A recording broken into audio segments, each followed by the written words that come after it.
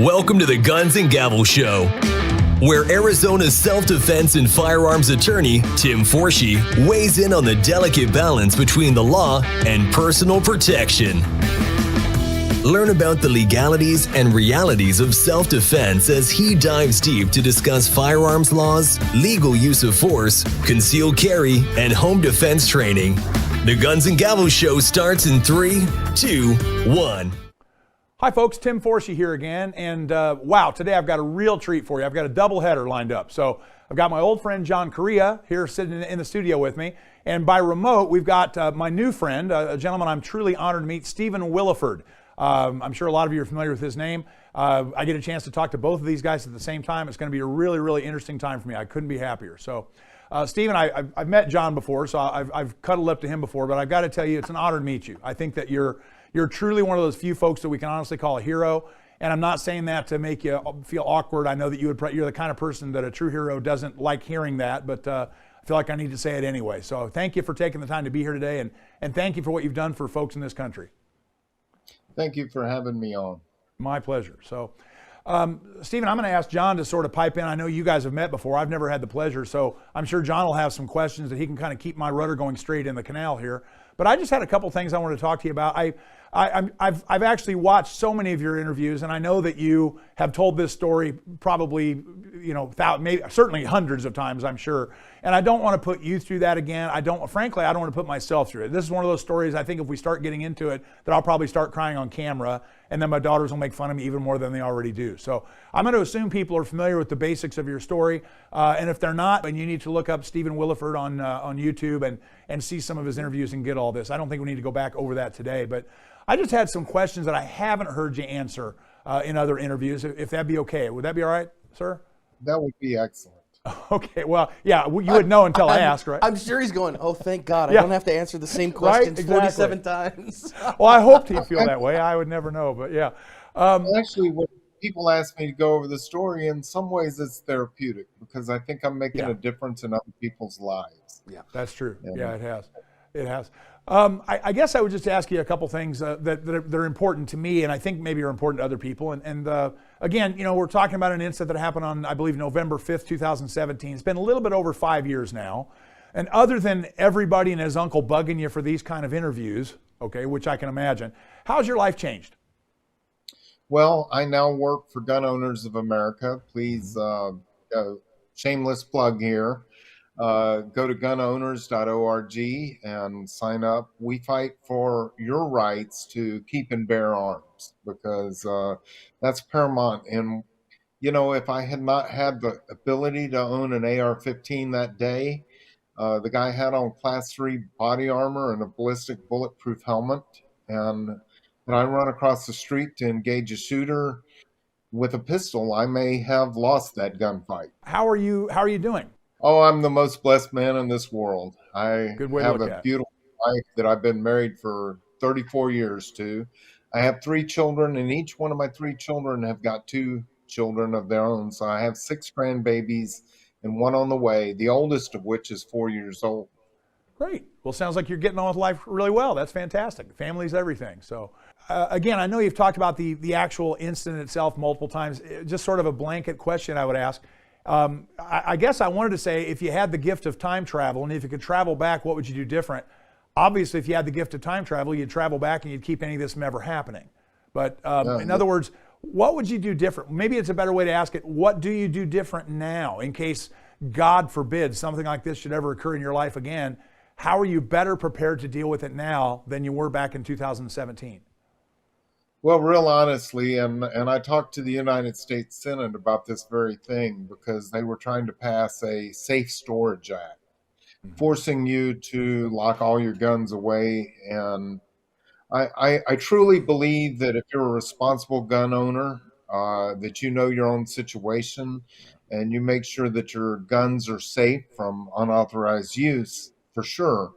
But I don't think that there should be a law to force you to keep them in a safe. That day, You're talking to the world's best libertarian right here. Certainly agrees with you. Speaking my language. That day, I had to go to my safe and open my safe and grab a magazine and grab a rifle and pop open a box of ammunition and stuff 8 rounds in it as I headed for the door.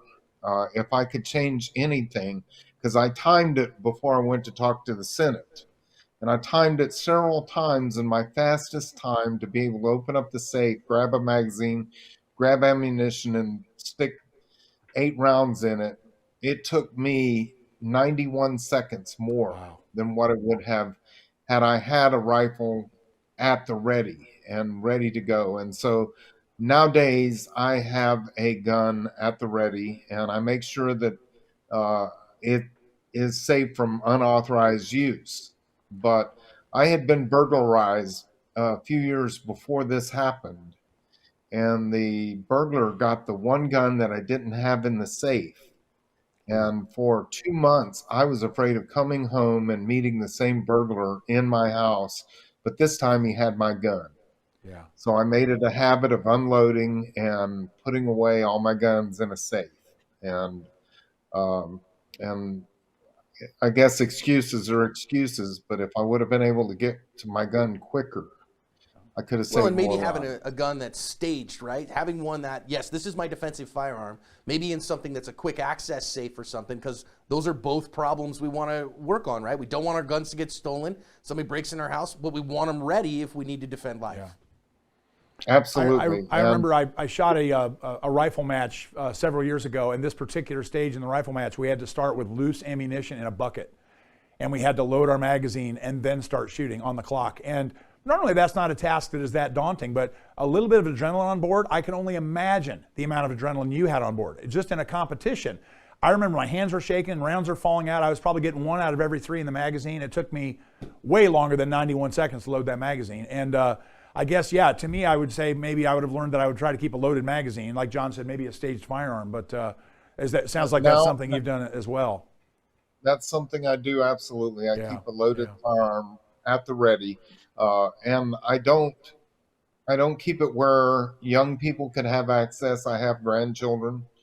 But it definitely, I will not be caught the way I was that day again. And if you can imagine the grabbing the gun and running in and trying to get it, ammo in it, and the whole time you can hear gunshots. Yeah, I can only imagine. And again, I don't want to ask you about that because I don't want you to revisit that part of this. All I would say is, and again, as a person that just met you, as an outside, I've been following your story for years. All I can say is, oh my God, did you do an amazing job under the circumstances? You clearly did the best you could do, and thank God you were there. I mean, barefoot, loading your gun as you run. Who could do any better than you did? No one. So for what it's worth, that's my opinion. I really truly believe, because I believe that God trained me for that moment. Because I used to be on a church pistol team. We called ourselves the Sinners. And we used to compete as a team of 5. And one of our sinners was a former Army Ranger and a San Antonio police officer. And in between our shooting competitions, we would train together. And for 3 weeks straight, he trained me what to do if ever confronted with body armor. And why would a plumber have needed to know what to do if ever confronted with body armor? Right. But now you know. I believe I was trained specifically for a moment. Right. This is an odd question under this circumstance because here I am interviewing you, but what lessons have you learned about dealing with the media? I mean, the one thing it seems to me is that I don't think I've found a news report that has done anything other than praise you. Even CNN called you a hero. And that made me feel so good that even the press that we don't normally expect to be good was good. But how did you deal with even the good press? You must have had people camped out in your front yard and following your every move. How did you deal with that? I actually couldn't even leave my house for about 2 weeks after the shooting because there were people in my front yard. The sheriff's department put up tape and told any media that came into my yard that they would be charged with trespassing, that their footage would be taken and destroyed. And so for a very long time after the shooting, I talked to NRA TV because I thought that they would be friendly to me. And then the Washington Post told a flat lie, said that the NRA finally got their good guy with a gun, and that I had a note on a chair that said, "My time's worth money. If you're not paying, I'm not talking." Oh, boy. And that was a flat lie. I didn't ever tell them that I wanted money or anything else, and I just wasn't talking to them, but they lied about me because I wouldn't talk to them. And then that brings up exactly why I didn't want to talk to them. If they would do that to me, then of course I didn't want to speak with them. Yeah. And so, and fairly recently, during a gun debate, CNN actually wanted to do an interview with me, wanted me to be the positive part of the pro-gun end of the interview. And I told them I'd do the interview, but I wanted my own video guy to video it also. And they said, "Well, why would you want that?" I said, "Because y'all haven't been proven to be very friendly." They said, "We're always fair and balanced." And I said, "When did that policy change?" and then I said that I would have my video. Did you go through with the interview? Well, when I told them that I was going to video it also, and I said I wouldn't show it unless I needed to, they backed out of the interview. I've done similarly, and they did similarly. It tells you a lot, doesn't it? You don't have to give someone an interview. I mean, It's not like I'm a hound looking for the recognition or anything else. If you want to do an interview with me, if you're CNN, I'll do an interview with you, but you're going to have to do it on my terms and not your own. Good for you. So I'm a criminal defense attorney, and I get clients every once in a while that want to hold a press conference, or they want to give an interview from jail, or they want to go on social media and tell their version of the story. And I'm one of those guys. To me, no comment is not a good answer. To me, no comment means I'm not responding. Not that I'm going to say no comment. I'm just not big on that at all. But it's important, I think, especially if you're the one involved, as you were, that somebody's helping you oversee that, right? Did you have anybody helping you to weed out the interviewees, or the interviewers rather? Did you have anybody that kind of helped you craft the story at all, or were you all on your own? Well, I was all on my own for a very long time, and then a few lawyers came forward saying they wanted to represent me. I hope pro bono. Pro bono, yes. And I did interview with some lawyers. I interviewed one, and can I give her name? Sure. Her name was Pamela Thompson. And when I went into her office and I interviewed with her, I walked out and I said, and my cousin looked at me and said, "She scares me." And I said, "She scares me too. And that's why she's the one." And that's good. And she absolutely handled. The only thing needed. Stephen, what scared you about her? Why was she scared? I got to hear that. Yeah. Because that's not what you'd normally hear. Like, was she? And I just don't know how she did it, but when she walked in a room, she owned that room.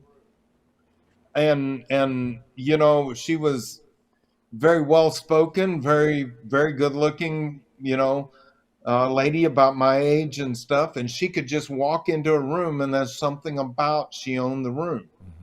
And charisma. Charisma, right? Yeah. Exactly. And I also think sometimes that because I had some issues when my parents died, and with dealing with the land and stuff, I hired the nicest lawyer that I knew in my life. He's still a great Christian, nice guy, and he screwed everything up. And, well, especially when you got somebody who's gonna be protecting you, right? You want them to have an edge. Yeah.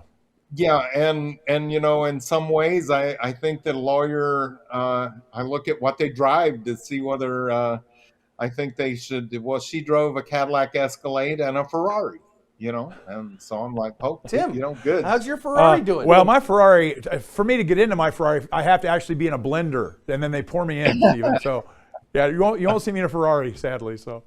And that wraps up another episode of Guns and Gavels. Join us next time to learn more about the legal use of force, personal protection, and firearms training. Show your support and hit the like and subscribe buttons to make sure you never miss an episode. Till next time, stay safe.